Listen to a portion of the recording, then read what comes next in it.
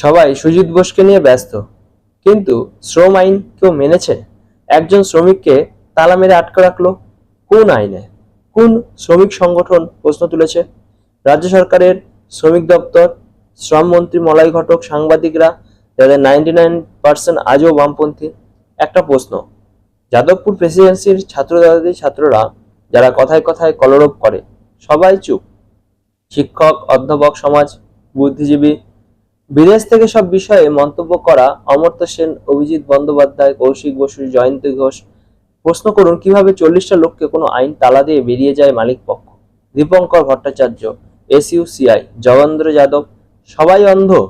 পশ্চিমবঙ্গে এমন শ্রম আইন আর কোথায় কোথায় ভাঙা হয়? এ তো আলাউদ্দিন খিলজি বিন তুঘলকরা লজ্জা পাবে। এই বাঙালি তো তাজমহলের শ্রমিকের ওপর শাহজাহানের অত্যাচারীর কাহিনী লিখেছে।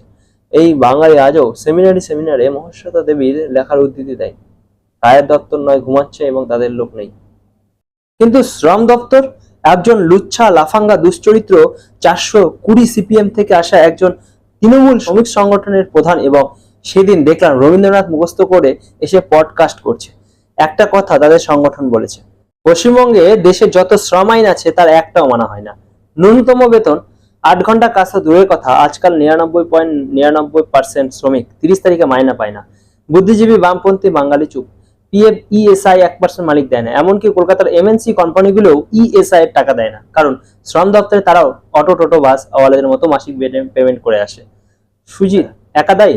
মলয় ঘটক, মমতা ব্যানার্জি কিছুদিন আগে দেখলাম কেন্দ্রের শ্রম আইন নিয়ে প্রশ্ন তুলছে। আপনার রাজ্যে কোনো কোম্পানি কোনো শ্রম আইন গত 15 বছরে মেনেছে বলুন তো? ফিরহাদ হাকিম একটা প্রশ্ন কাল করেছে কোনো এক সাংবাদিককে যে এই ঘটনা ঘটার পর আপনাদের মনে হলো ফায়ার অডিট হয়নি? একদম 100% ঠিক। আর শ্রম আইনের ব্যাপারে তো আমি গেছে, একজনও প্রশ্ন করলো না। একমাত্র একটা টিভি চ্যানেলের অভিনেতা অরিত্র দত্ত বণিক এই বিষয়ে দেখলাম আলোচনা করেছে। প্রশ্ন, কলকাতার আতেল বাঙালিকে করতে হবে না, কিন্তু আমার বাবা দাদু আমরাও কোনোদিন বামপন্থী পরিবেশে বড় হয়েছে, এসব কিন্তু বলবেন না। মার্কসকে একবার মানুষ কিন্তু 1% মার্কসও দেবে না, তাই ওই তত্ত্ব লেখার জন্য বা ভিডিও করার জন্য।